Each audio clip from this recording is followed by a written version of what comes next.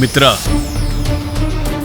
உன்னோட நிகழ்காலத்தை தரமட்டமாக்கிறதுக்கு, உன் எதிர்காலத்தை கேள்விக்குறி ஆக்கிறதுக்கு ஒரு அற்புதமான அஸ்திரத்தை பயன்படுத்தி இருக்க.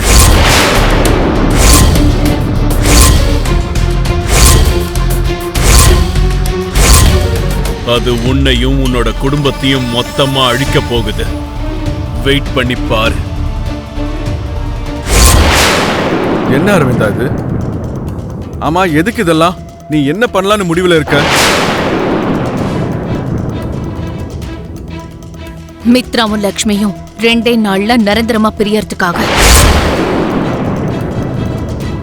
நாளன்னைக்கு கோர்ட்ல இருந்து அவங்க 2 பேருக்கும் விவாகரத்து வாங்கி கொடுத்துருவேன். அதெல்லாம் எனக்கும் புரியுது அரவிந்தா. ஆனா அவங்க 2 பேரும் பிரியறதுக்கு இன்னும் 3 மாசம் டைம் இருக்கு. அதுக்குள்ள ஏன் இந்த மாதிரி ஒரு முடிவு எடுத்திருக்க? எதுக்காக அவங்கள பிரிக்கிறதுக்கு இவ்வளவு அவசரப்படுற?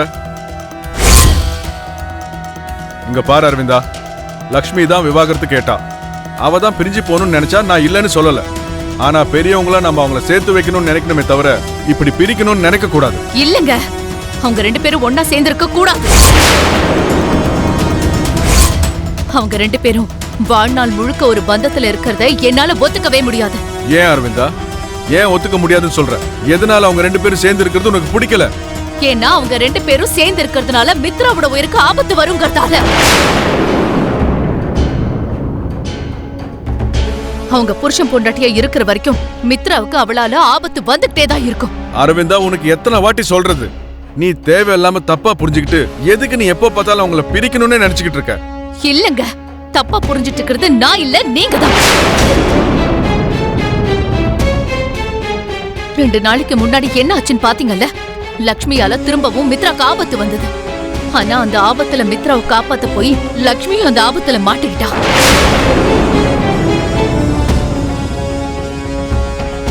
ஏதோ அவளோட நல்ல நேரம், அவ உயிருக்கு ஆபத்து எதுவும் ஏற்படல. அந்த கடவுளோட தயவு இல்லைன்னா இந்நேரத்துக்கு அவ இறந்து மண்ணோட மண்ணா போயிருப்பா. அப்படி இல்ல அரவிந்தா. எனக்கு கொஞ்சம் பேச விடுங்க ப்ளீஸ்.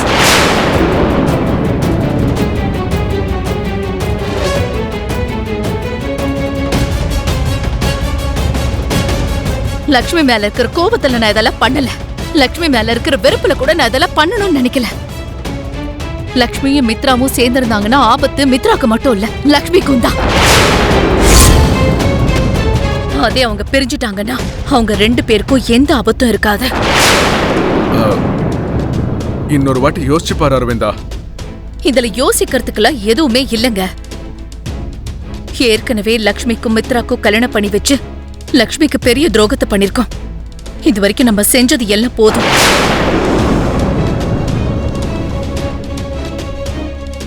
இதுக்கப்புறமும் லக்ஷ்மியோட உறவை நீடிக்க வச்சு லக்ஷ்மிக்கு எந்த அநியாயத்தையும் பண்றதுக்கு நான் தயாரா இல்லைங்க.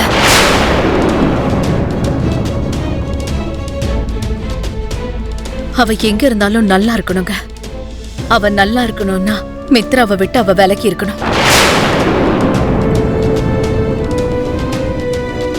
நீங்க உண்மையிலே லக்ஷ்மிக்கு நல்லது நடக்கணும்னு நினைச்சா அவங்க 2 பேரும் பிரிஞ்சு போறதுக்கு ஒத்துக்கோங்க. லக்ஷ்மி எங்க இருந்தாலும் நல்லா இருக்கணும்னு நீங்க நினைக்கிறவரா இருந்தா மித்ராக்கும் லக்ஷ்மிக்கும் நடக்க போற விவாகரத்துக்கு குறுக்க நிக்காதீங்க.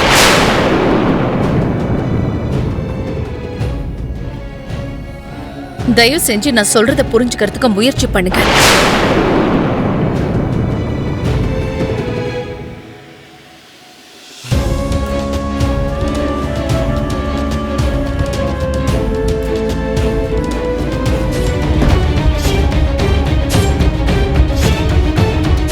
மேடம், உங்க பேக்கை செக் பண்ணணும்.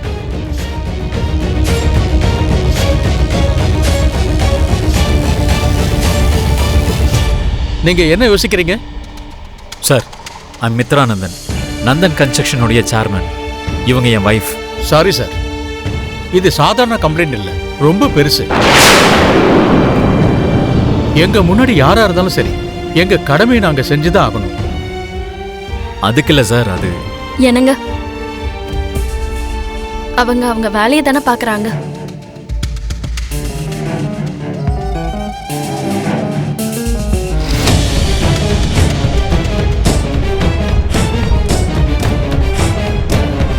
லக்ஷ்மி,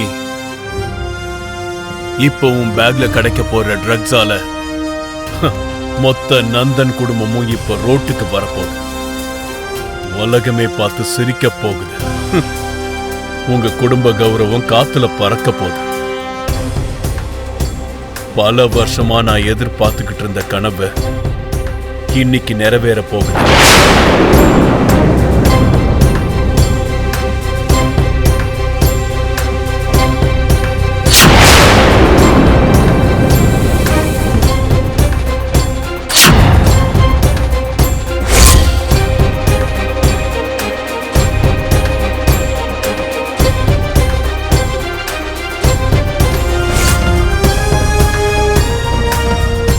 ஓகே, இந்த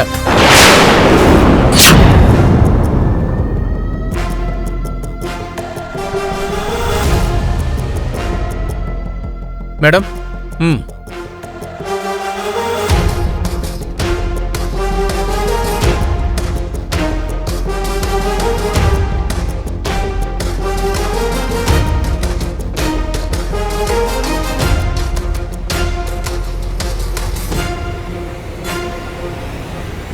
சாரி ஃபார் இன்கன்வீனியன்ஸ். எங்களுக்கு யாரோ ராங் இன்ஃபர்மேஷன் கொடுத்துருக்காங்க. கோஆபரேட் பண்ணதுக்கு ரொம்ப தேங்க்ஸ் கான்ஸ்டபிள்ஸ். என்ன நடந்திருக்கும், என்ன அதிசயம் நிகழ்ந்துச்சுன்னு பயங்கரமான மைண்ட் வாய்ஸ் ஓடிட்டு இருக்கு போல இருக்கு. ரொம்ப யோசிக்க தேவையில்லை.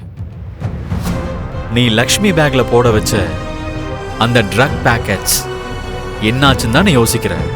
நீ என்ன சொல்ற மித்ரா? லக்ஷ்மி பேக்ல நான் ட்ரக்ஸ் வைக்க சொன்னா? பிரவீன் மிட்டல், நீ ஒரு பெரிய கலைஞன். அதே மாதிரி நடிப்புல உன்னை மிஞ்ச ஆளே இல்லைன்னு எனக்கு நல்லாவே தெரியும். இதுக்கு மேலே நடிக்கிறதுக்கு ட்ரை பண்ணாது.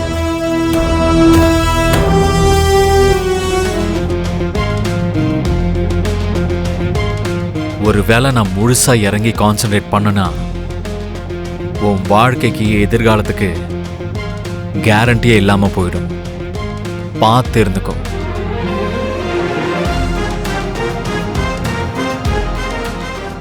வா லக்ஷ்மி.